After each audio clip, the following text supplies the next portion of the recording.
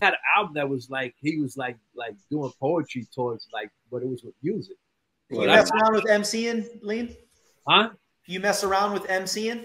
No, I was the worst. I never could rap. My brother was super talented. That guy was amazing. Like my brother could rap in Spanish and English. My brother was like the better dancer than me. He was the guy played like 10 instruments. He was a better DJ than me. Like we started hanging out with these guys, and we really got invested in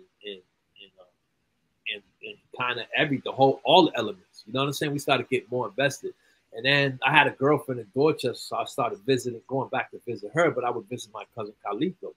At this time, we're popping, but we still had a little bit of thing, you know, a little bit of, we would try to break a little bit because they were breaking too, and they kind of reminded us of what Eddie and Chino was doing.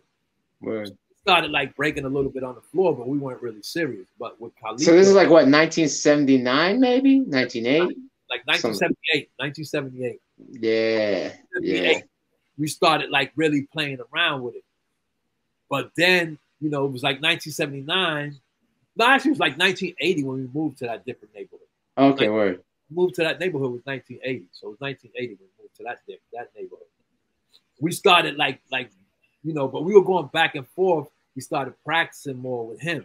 You know what I'm saying? So we started like practicing. So it started us popping like 1978. 1979, you know, we were still like popping, and then 1980 we started mixing and breaking a little bit. You know what I'm saying? Right. Now we're adding the breaking a little bit. We're starting to play around with the breaking. Why is that? Well, we started playing more with the breaking because we were more serious into the popping, but we came from the group, the Funk Effects. You know what I'm saying? When we ended up moving, we were still doing routines. You know what I'm saying? Like we were still dancing, and what kind of put us, you know, it put us on the spot because they taught us how to dance. It was like 7 of them, and it was only 3 of us, and people started looking at us. You know what I'm saying? Like they were calling us biters back then because they taught us. So we had our own little style, but our routines kind of looked like them. You know what I'm saying? Like, even though they was different, we still kind of looked like them. We came from them. You know what I'm saying? So what we did was we started adding our breaking into it. And that's what set us apart. You know what I'm saying? From them, because they weren't breakers. They were lockers and poppers. We were breakers and poppers. So that kind of branched us out. You know what I'm saying? And then, you know, it was back in the days, it was really about not really, you know, it was real confrontational, first of all. You know what I'm saying? And not really anything you did, you had to do something different. You know what I'm saying? You couldn't really like break like anybody else. You couldn't even, everything was the same. You still had to do it different. There was certain things you had to do different. You know, were there repercussions if you didn't? Aside from, I mean, the thing was that, you know, there weren't no competitions. They weren't, you know, we went to jams and we went to block parties. So with these block parties and these jams, you know, your whole neighborhood came in.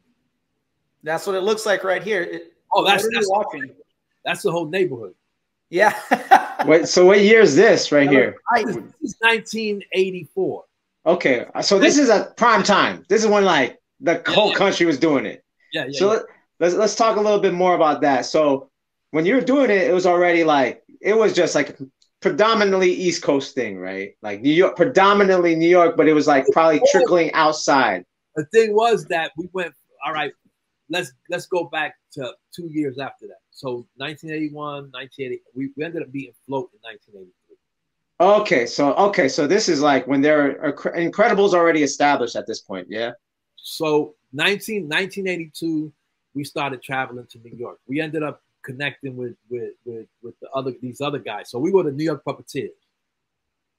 You know what I'm saying?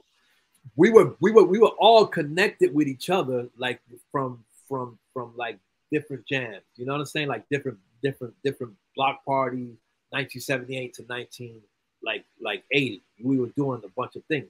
So like 1981, like we connected. We started hanging out. So we were 2 different groups, but they were more like street hitters, and we were more of talent shows. So they were like talent shows. We would enter all these talent shows. We would win all these talent shows. They were street hitters.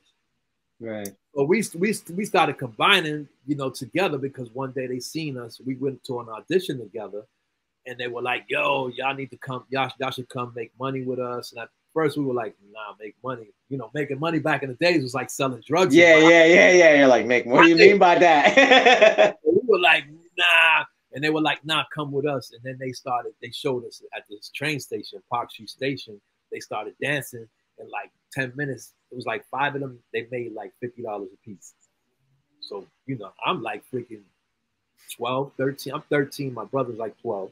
Oh, that's good money. You know, my parents can't freaking buy us anything. Like, you know what I'm saying? So we're like broke little kids. We're like, oh shit, we're down with that. So we started hanging out together. You know, what we brought to the table was us doing routines.